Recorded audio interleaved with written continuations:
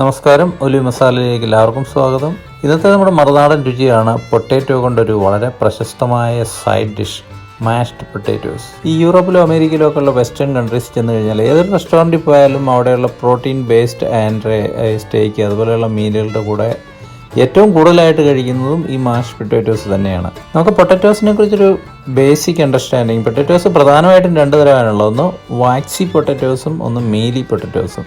ഞാനിപ്പോൾ ഇവിടെ പീൽ ചെയ്തുകൊണ്ടിരിക്കുന്നത് മീലി പൊട്ടാറ്റോസ് ആണ്. എൻ്റെ പ്രത്യേകത എൻ്റെ ഔട്ട് സൈഡ് കുറച്ച് നീളമുള്ളതും ഡാർക്കും ആയിരിക്കും, റഫായിരിക്കും. അത് ബോയിൽ ചെയ്ത് കഴിഞ്ഞാൽ നല്ല റിച്ച് ആയിരിക്കും. നമുക്ക് വായിൽ വെച്ച് കഴിഞ്ഞാൽ തന്നെ നല്ല അലിഞ്ഞു പോകുന്ന ടെക്സ്ചർ ആയിരിക്കും. അതേസമയം വാക്സി പൊട്ടാറ്റോസ് ഏകദേശം ഇങ്ങനെ ഇരിക്കും, റൗണ്ട് ആയിരിക്കും, അതിൻ്റെ ഔട്ട് സൈഡ് സ്മൂത്ത് ആയിരിക്കും, അതിൽ ഡിമ്പിൾസ് ഉണ്ടായിരിക്കും.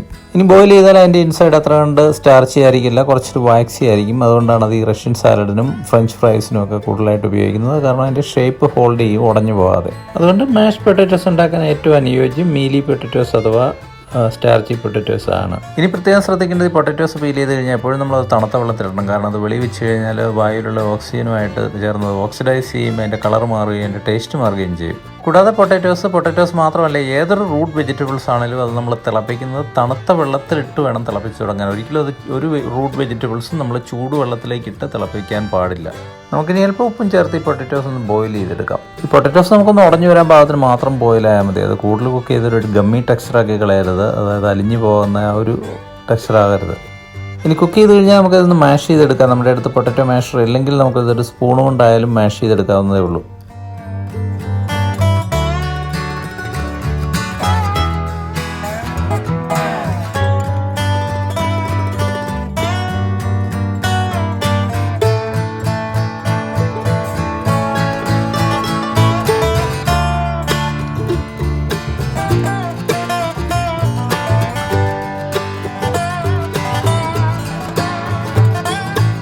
ഇനി നമുക്കല്പം ബട്ടർ കൂടി ചേർത്ത് മാഷ് ചെയ്തുകൊണ്ടിരിക്കാം. എപ്പോഴും ശ്രദ്ധിക്കേണ്ട കാര്യം, ഒരിക്കലും തണുത്ത ബട്ടർ ചേർക്കാൻ പാടില്ല. റൂം ടെമ്പറേച്ചറിൽ കൊണ്ടുവന്ന ബട്ടർ മാത്രമേ ഇതിൻ്റെ കൂടെ ചേർക്കാൻ പാടുള്ളൂ.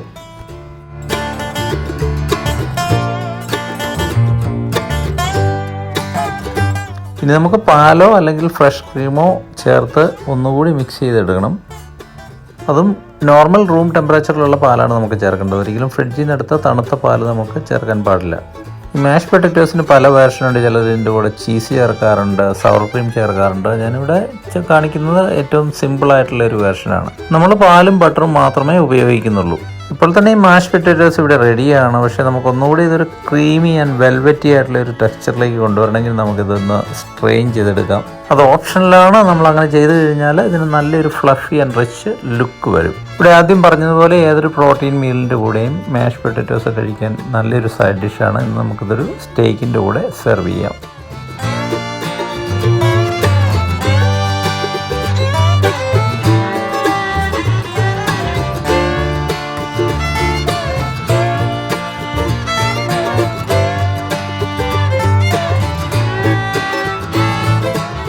ഇന്നത്തെ റെസിപ്പി നിങ്ങൾക്ക് ഇഷ്ടമായെങ്കിൽ തീർച്ചയായിട്ടും ട്രൈ ചെയ്യണം. കൂടാതെ അഭിപ്രായങ്ങൾ അറിയിക്കണം. ഇനി മറ്റൊരു മറുനാടൻ രുചിയുമായി വീണ്ടും കാണുന്നവരെ ഒലിവ് മസാലയുടെ ഈ എപ്പിസോഡ് കണ്ട എല്ലാവർക്കും നന്ദി.